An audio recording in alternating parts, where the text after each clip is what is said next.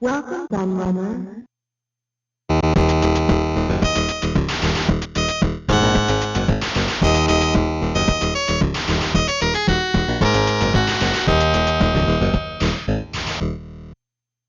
Just 2 months ago, the subject of my Amazing Facts video was the much maligned Sega 32X add-on, where its close sibling, the Sega Saturn, got more than a few mentions. I guess that video served as a prologue for this one, even if I didn't know at the time that this one was coming. But as soon as I posted the latest poll, which saw the Saturn going up against the Mattel Intellivision, Super Nintendo, TigerGame.com and Epoch Super Cassette Vision, I had a feeling it was going to win. And it did, even if it was by a fairly small 4% margin. So here we are, going into detail about some of the most interesting facts and tidbits of trivia surrounding the follow-up to the best-selling Sega Mega Drive, that truly put Sega on the map as a force to be reckoned with in the console industry.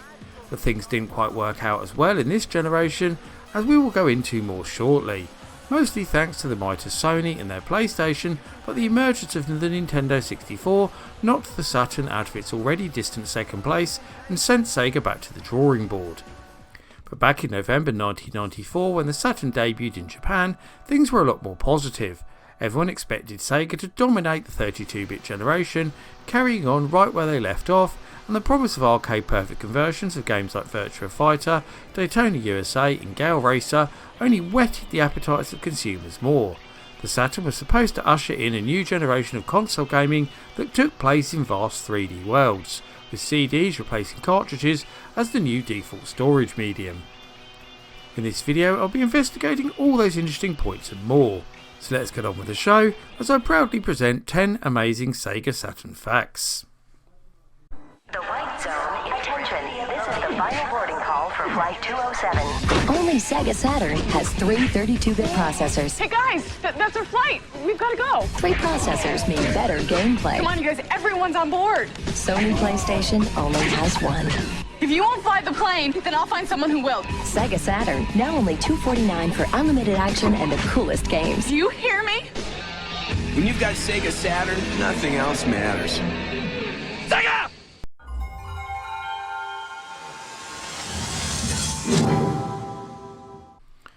There's no way that I could start this video without talking about the utterly botched launch of the Sega Saturn in North America, because it was the single biggest reason for the Saturn's failure in the market and put Sega into damage control from day one. With the much hyped and technologically more advanced Sony PlayStation waiting in the wings, Sega knew they had to pull something very special out of the hat if they were to take the early advantage in the 32-bit console war. So in a shock announcement in March 1995, Sega of America CEO Tom Kalinske announced that the Saturn would be released in the US on Saturn Day, scheduled for Saturday, September the 2nd, 1995. However, Sega of Japan instead mandated an early launch to give the Saturn an early advantage that it would need over the PlayStation. So at the first Electronic Entertainment Expo in Los Angeles on May the 11th, 1995, Kalinske gave a keynote presentation in which he revealed the price of $399 and described the features of the console. Kalinske also revealed that due to high consumer demand, Sega had already shipped 30,000 Saturns to Toys R Us, Babbage's, Electronics Boutique and Software etc. for immediate release. This announcement soon backfired though, upsetting retailers who were not informed of the surprise release and were excluded from the initial allocation of stock. This included big names such as Best Buy, Walmart and KB Toys, who responded by dropping Sega altogether from their lineup.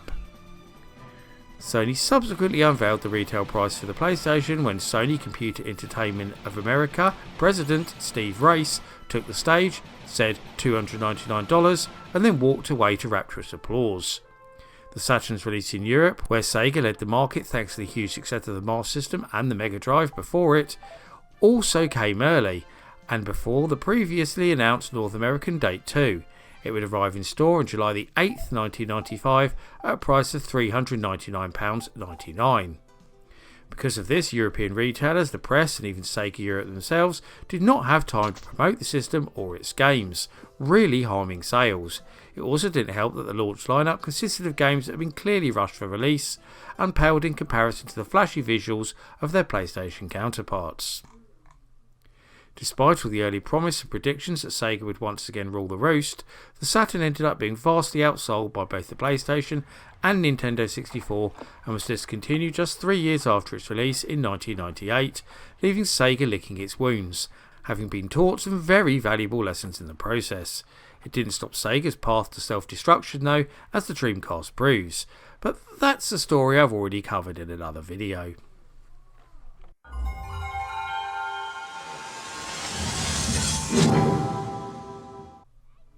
Like the Atari Jaguar, which arrived on the market just before the Saturn, the Sega console wasn't actually designed as a 3D system. The blueprint very much detailed a powerful 2D console that also had some 3D abilities. But once Sony unveiled the PlayStation and showed off the first demos of its 3D capabilities, Sega got spooked and had to go back to the drawing board. By this time the Saturn was well into the prototype phase and its specs were pretty much set in stone, so making any kind of changes to the design would prove very difficult. So Sega's partners on the project, Hitachi, who manufactured the chips, suggested adding a second video display processor, which would allow the Saturn to produce more polygons and reduce the load on the dual SH2 CPUs. The idea was that one chip could handle things like backgrounds and sprites, leaving the other one free to do all the 3D effects. The big problem with this setup was that it made an already complicated system even more complex. The Saturn features an incredible 8 different processors, and Sega didn't help themselves by not showing third-party developers how to make the most of this setup, which is why all their own first-party games are visually and technically superior to the third-party ones. The other problem with this design was that it was incredibly difficult to cost reduce and slim down, which is why we never saw a cheaper redesigned Saturn later on, like Sony did with the more budget-friendly PS1 console. Interestingly, Tom Kalinske and Sega of America pushed for a different solution when they learned of the PlayStation and the Saturn's lack of 3D horsepower.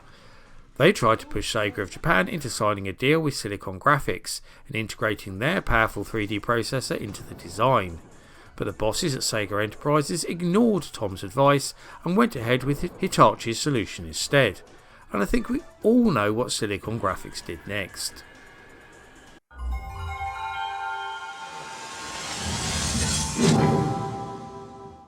This next entry leads on directly from the last, because we're going to be talking about the 3D capabilities of the Saturn in a bit more detail, and more precisely how the design differed greatly from rivals like the 3DO and PlayStation in the way it created polygons. To explain the difference in layman's terms that everyone will understand, which I always try to do in my videos, the Saturn draws quadrilaterals, while its rivals like the 3DO, PlayStation and indeed the Nintendo 64 too draw triangles. According to programmers who worked on the Saturn, this meant that you had to use more of them to achieve the same effect, increasing the load on the Saturn processors even more. However, the benefit of quadrilaterals was that they didn't warp and tear as much as triangles, and this is certainly something that's very notable for me, as lots of PlayStation games featured terrible tearing and texture warping. Another interesting thing to note is that lots of developers actually use sprites disguised as polygons to bolster the 3D capabilities of the Saturn further. The monster sprite capabilities of the Sega console was actually a huge advantage over the rival Sony system, and one of the reasons why it was able to do 2D games, and particularly one-on-one fighters, so much better.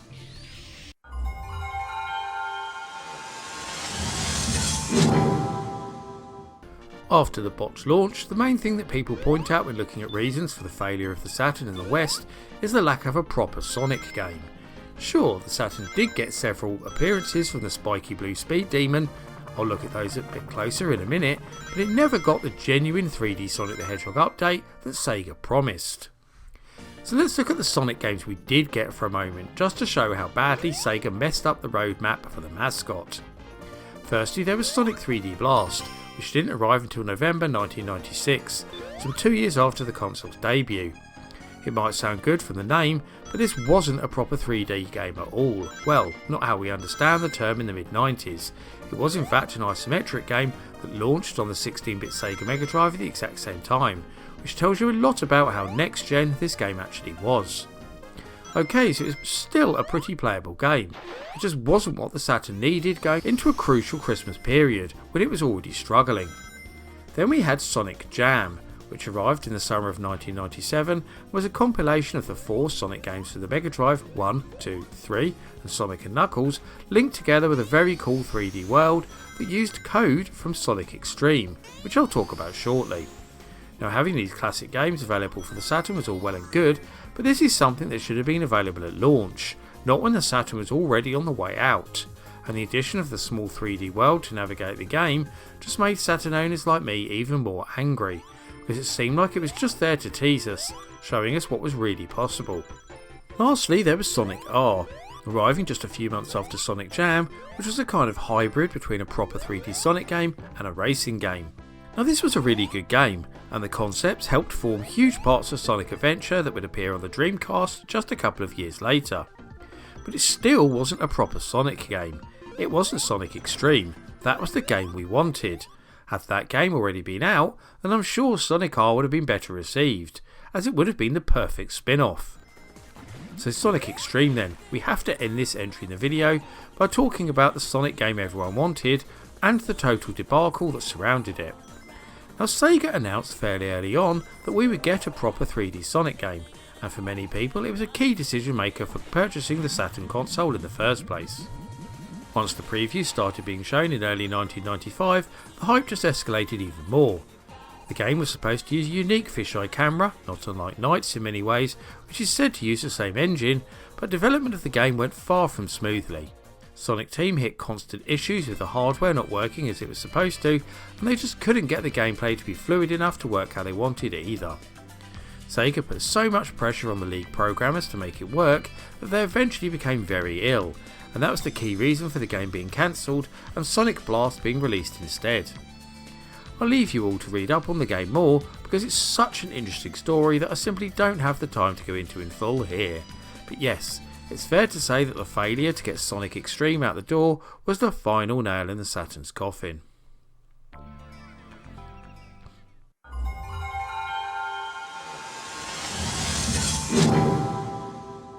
One of the most notable things about the Sega Saturn, especially when compared to its biggest rival, the Sony PlayStation, is the cartridge port.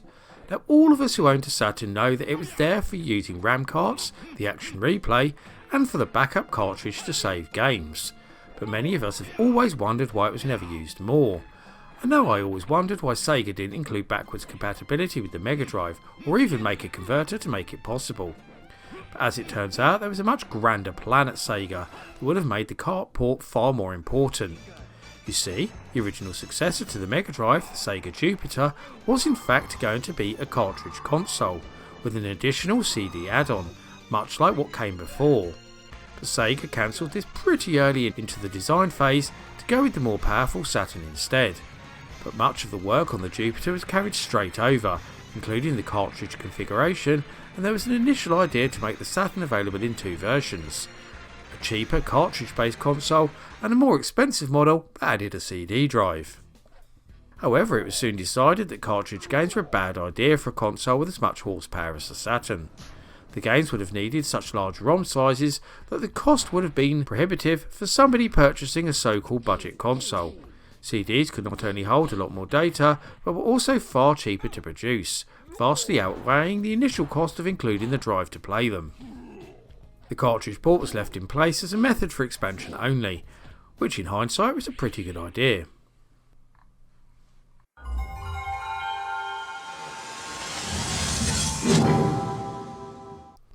One pretty well known fact about the Sega Saturn is how well it sold in Japan, which is why there are so many Japanese only games for the console that we never got to see in the West.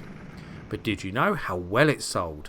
Well, it's been reported that over 500,000 Saturn units were sold in Japan by the end of 1994, compared to just 300,000 PlayStation units, close to 2 to 1. In fact, this number had been doubled by the middle of 1995, when Saturn sales in Japan exceeded the 1 million mark. In fact, the Sony PS1 didn't start to catch up until the end of 1995. Even then, the Saturn held its own for some time after.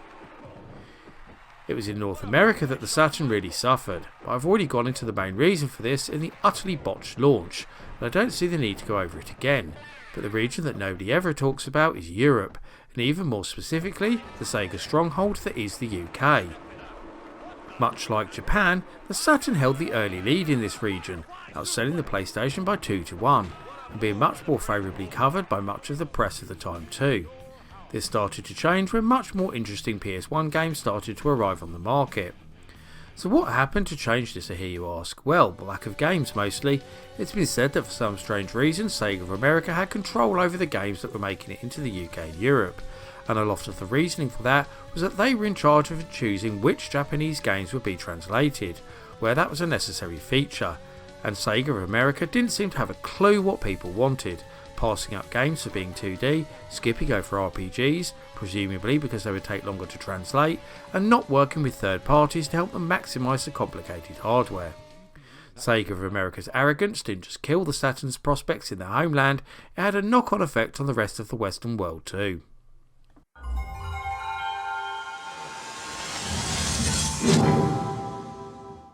We all know that Sega were an arcade game manufacturer long before they entered the console market, and in 1994 when the Saturn arrived on the scene, they were still one of the biggest names in the coin-op industry. In fact, they were about to enter an epic battle with arcade rivals Namco that would see them both competing to be top dog, and this has very much gone down in history. The Saturn and PlayStation would both play a big part in this battle, of course, with Sega putting their games on their own console and Namco giving all their support to Sony. Shortly after the release of the Saturn, Sega would also debut a new piece of arcade hardware too, which would be called the Sega Titan Video, or STV for short. This would sit alongside the state-of-the-art Sega Model 2 hardware as a cheaper option for arcade operators, especially as the STV was also available in a multi-cab option where you could select between 4 or more games. As you probably guessed, the STV was indeed based on the Saturn hardware, so most STV titles were simply reconfigured Saturn games, but there is one very key difference that's worth mentioning. Remember the cancelled Sega Jupiter console that I mentioned earlier in the video? Well, the STV was actually much closer to that design in many ways, as it used cartridges as the storage medium rather than CDs. Sega would give plenty of support to the Titan hardware, and it proved so popular that other arcade companies like Tecmo, Sunsoft and Capcom would also end up supporting it too.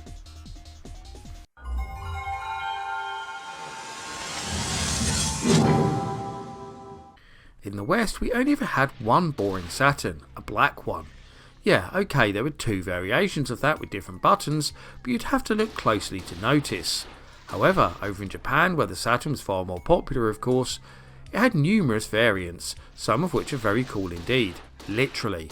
I say this because the first one I want to mention is the This Is Cool Saturn, also known as the Skeleton Saturn, which was given these names because of the clear case showing all the internals and the text printed across the shell. Released in 1998, it was the very last Saturn model produced by Sega, and only 30,000 units were manufactured. There was also a second variation of the Skeleton Saturn, known as the Derby Stallion, created to go with the game of the same name in a special bundle. This model has a slight tint to the clear plastic, which differentiates it, and is even rarer than the original Skeleton Saturn. It's not known how many of these were made. This might be the most interesting variant released in the Land of the Rising Sun, but I should still mention the ones that came before it. Firstly, there were various cosmetic changes from the original grey model, including a white one which had several variations of its own, including the Toys R Us and Hello Mac editions, and of course the 2 black models already mentioned. Then we had 2 models that actually weren't by Sega at all. The V-Saturn, or Victor Saturn, was manufactured by JVC, who you might remember made their own Mega Drive Mega CD combo console in the form of the Wonder Mega previously. It came in 2 different versions and was recognisable for its bold purple writing. Lastly, there is the Hitachi marketed Hi-Saturn, which went through 3 different versions that included a colour change and most notably a slight redesign too, in the form of the more slimline Hi-Saturn Navi. This is particularly interesting as the only Saturn model that features a completely different shell.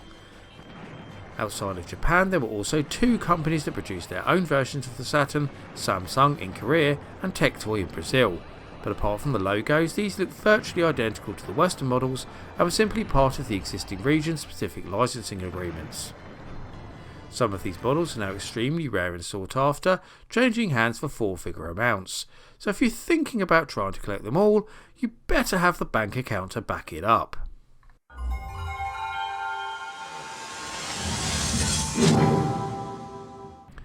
Now, it's widely accepted that the Sega Saturn controller, the original Japanese version that is, not the weird version they made for the West that they later abandoned, is one of the greatest joypads of all time. In fact, in my opinion, it definitely is. I still use a USB version with my PC for playing retro games.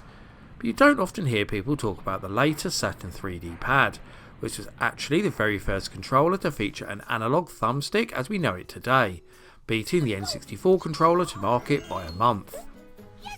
But that is not the only accolade this controller holds, because when you look at the development of it, you discover some very interesting information indeed. Its designer Kenji Tosaki created and filed patents for numerous concepts that were considered for inclusion in its design, including wireless connections to the console, light gun style support, motion control, rumble style feedback, trackball support, slotted memory cards, and a second display screen. Those last couple of patents are particularly interesting, because although they didn't make it to any version of the Saturn controller, they were implemented on the Dreamcast in the form of the VMU. The main reason for not including all these features was cost. It simply would have made the controller too expensive, especially as Sega had the intention to bundle it with the Wonderful Knights. But filing patents would stop other people from stealing Sega's ideas and give them something to come back to in the future, which of course they did.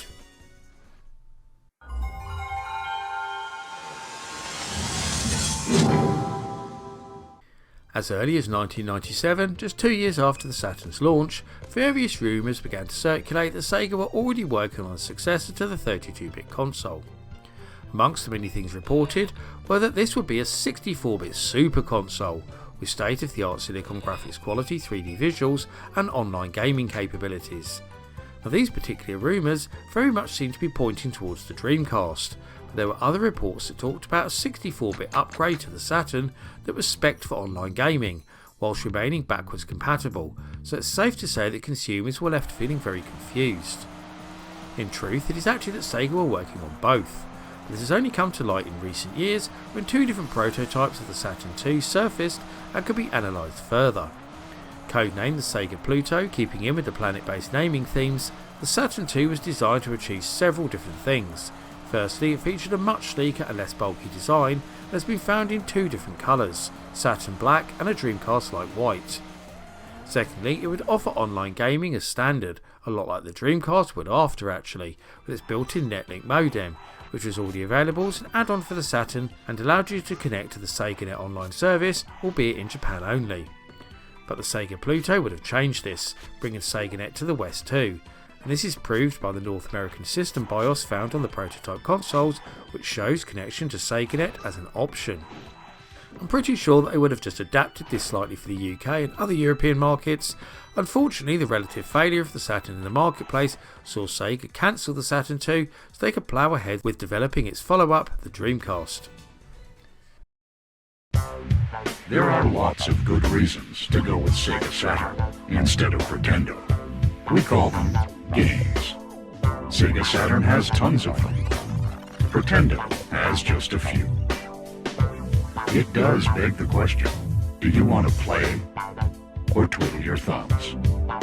Face it, Pretendo, you weren't worth waiting for.